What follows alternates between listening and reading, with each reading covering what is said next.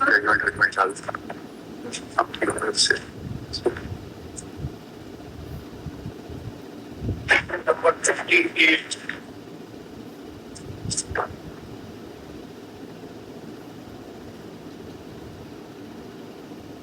अनुराधा सुनी को मदर को गाइड जो सब करें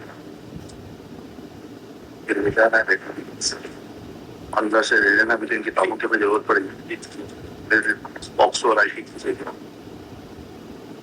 जी please. Alert, I am appearing on behalf of appellant number 1, Rajesh. बाकी के लिए क्या करना है? दो एक्सक्यूज एक भी ग्रांट हो गई है कल्लू तब ग्रांट हो गई on the basis of age yes तब हुई lordship 17 12 20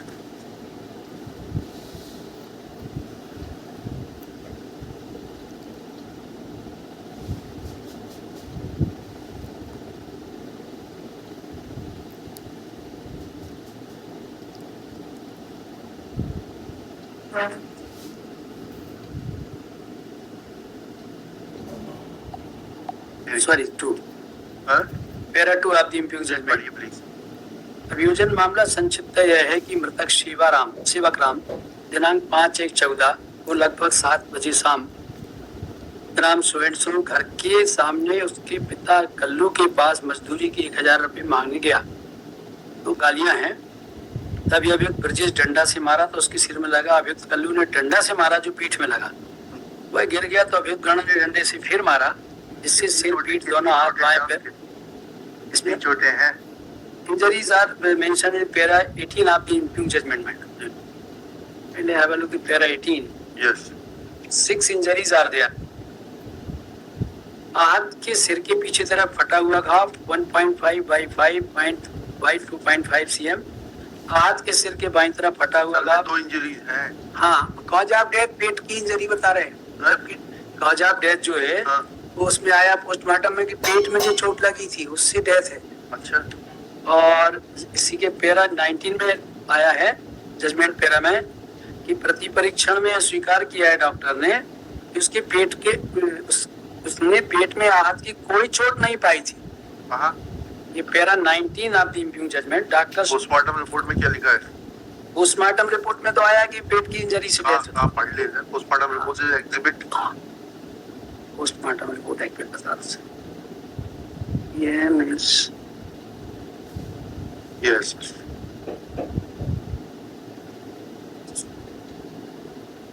Death was due to respiratory failure P13 of abdomen injury, multi-organ.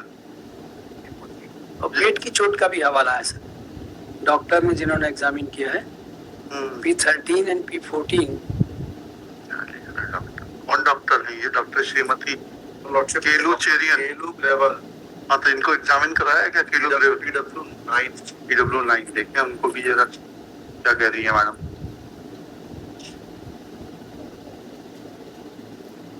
PW9 केलू Grewal.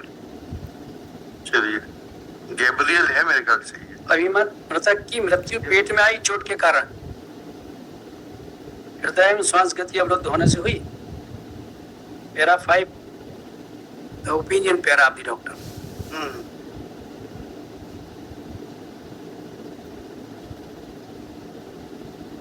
बायां फेफड़ा फटा हुआ था। 14 की घटना है सॉरी 5 जनवरी की घटना है और 19 जनवरी को देहांत होता उसका। फिर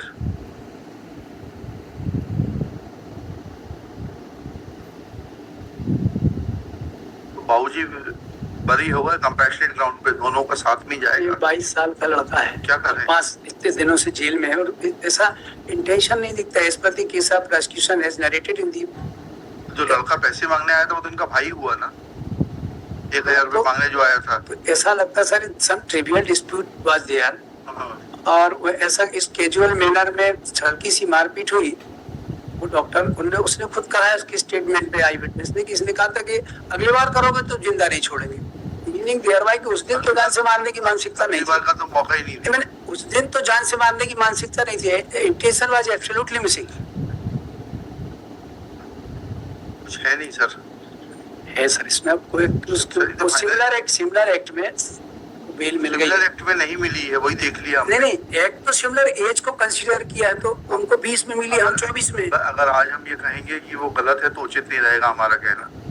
ठीक है, आप तो मैरिट पर जब जिस दिन बहस करना चाहें कर लीजिएगा, आप इतने श्योर हैं तो। हमारा कहना सर है कि looking to the entire case, no case are terminate to of the IPC, no doubt. 304 का भी तो नहीं बन रहा। पार्ट 2 का ही बनेगा सर। अगर सिंगल लो होता तो हम उसको पार्ट 2 में ले जाते आपके बिना बोले हुए। मेरा 18 में देखिए, एक भी इंजरी किसी वाइटल पार्ट पर नहीं है।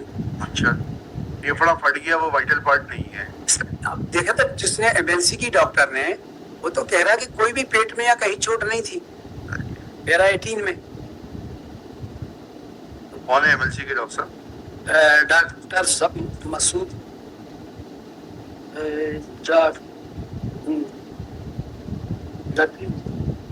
PW3 doctor. पढ़िएगा, शबाना मसूद।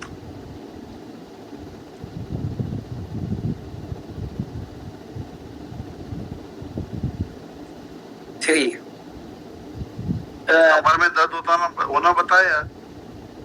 चोट क्रमांक के हाथ के सिर के पीछे तरफ, चोट क्रमांक 2 सिर के पीछे तरफ, दाहिनी भुजा, दाहिनी कोहनी। चोट क्रमांक 5 कमर में दर्द होना बताया, लेकिन कोई बाहरी चोट नहीं दिखाई दे रही कमर में। ठीक है ना। चोट क्रमांक 6 बाईं जांघ में खरोंच। उक्त सभी चोटें हाथ एवं अभी तक सिंगल ब्लो का केस नहीं है, हम तो थंब रूल पे चलते हैं। 304 में तो नहीं ले जाएंगे हम। भले आपका एक्यूटल हो जाए, 304 में तो नहीं ले जाएंगे। वो एक्यूटल करना है कि नहीं करना, वो मेरिट पे देखा जाएगा। Sir, so far suspension is concern, 22 साल का लड़का था, पिता के साथ डिस्प्यूट हो रहा था, उसका पार्ट तो पिता के साथ उसके भाई पैसा मांगने के लिए आया था। हाँ, तो अब ये तो सर पूरा तो प्रोसिक्यूशन अपना फैक्ट लेके नहीं आता, अपना पार्ट तो सप्रेस करता है। किस मैनर में आया, क्या बदसलूकी वहां हुई, तो आप तो सम ट्रिवियल डिस्प्यूट पे आपने क्रॉस एग्जामिनेशन में पूछा होगा ना, देखते ना आई विटनेस कौन है। हाँ सर, जिसने जो हु इज द इन्फॉर्मेंट, कौन है? मैं बताऊं।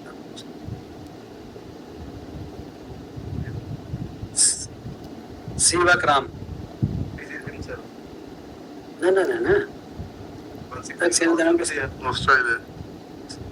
मनोहर।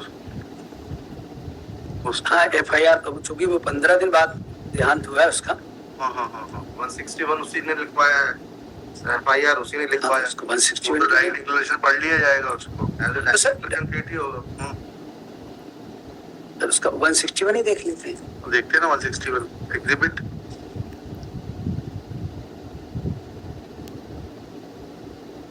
Exhibit P18 P18 Peace was question of Sevak Ram, page number 39. PWC 6 also be collaborated होता है। PW18 पढ़िए। सेवक राम का कथन सर, मैं पूछताछ बताया कि पति पर रहता हूँ, मजदूरी करता हूँ, अपने माँ बाप से पत्नी को लेकर अलग रहता हूँ। आरोपी अपने पिता कल्लू इज दी फादर मजदूरी देने कहकर मैंने इमली का पेड़ काटा था, जिसकी 1000 रुपए मजदूरी हो गई थी, किंतु पिताजी द्वारा मजदूरी के 1000 रुपए नहीं दिए, जिससे करीबन 1 साल हो गया। तो मैं 5/1/14 को शाम करीब 7 बजे पिता से पैसे मांगने के लिए गया। पिता से बोला कि परेशान हो गया हूँ, मजदूरी के 1000 रुपए दे दो। तो पिता ने गालियां। तभी मेरा छोटा भाई ब्रजेश घर से डंडा लेकर आया और मुझे गालियां, सिर में डंडा मारा। पिता कल्लू ने भी डंडा लाकर मेरी पीठ, दोनों हाथों में तथा पैरों में डंडा मारा। जो पीठ की चोट है वो असॉल्टेड बाय द फादर। भाई एक डंडे का सीधा रेखा मेरे पेट में मारा। ये भी फादर के लिए जो स्टमक की इंजरीज जो बता रहा है, it is caused by father, जिससे अचेत होकर गिर पड़ा, चोट लगी, जोर से दर्द होने लगा।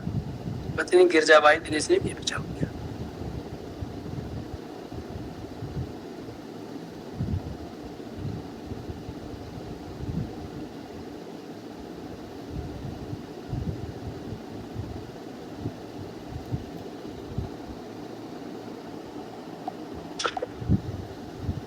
मना करता हूँ सॉरी सर।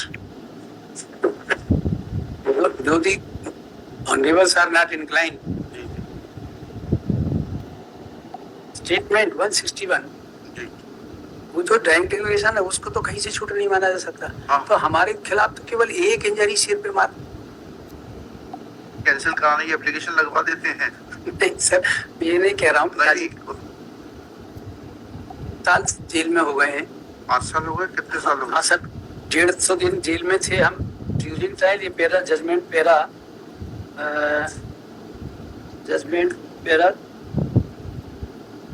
39 में है और डेट ऑफ जजमेंट 2020 का है। जजमेंट जनवरी 20 का जजमेंट है, 11 जनवरी 20 का। हाँ अभी तक। तो लगभग 5 बरस हो रहे विदाउट रेमिशन एक्चुअल सेंटेंस। हाँ हाँ ठीक है। एक डंडा सिर में मारने का फादर के साथ डिस्प्यूट हो रहा था। तो ये जो इंटेंशन है रियल ब्रदर का, ऐसा कोई रीजन नहीं था कि जान से मारने की कोई मानसिकता रही। ये खुद आया था घर पे।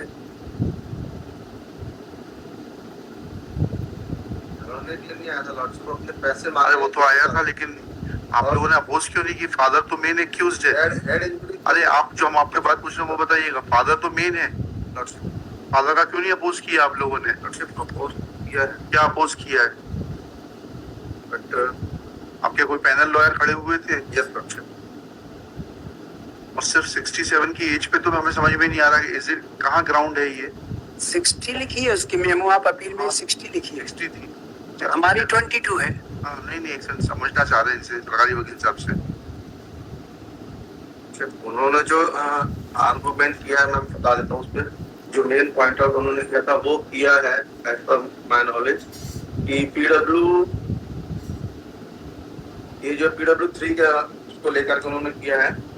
आप देखेंगे तो पॉइंट नंबर 6 को डॉक्टर का देखिए डॉक्टर देखिएगा, लीजिए। This is first application for suspension of sentence on behalf of the appellant Brijesh.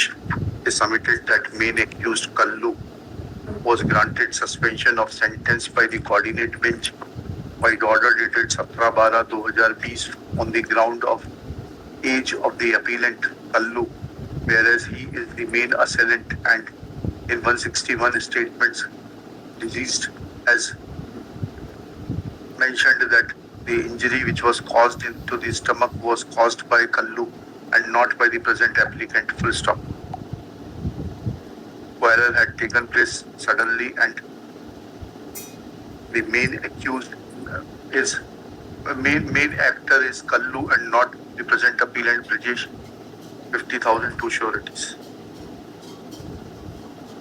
Number 29 Sharad number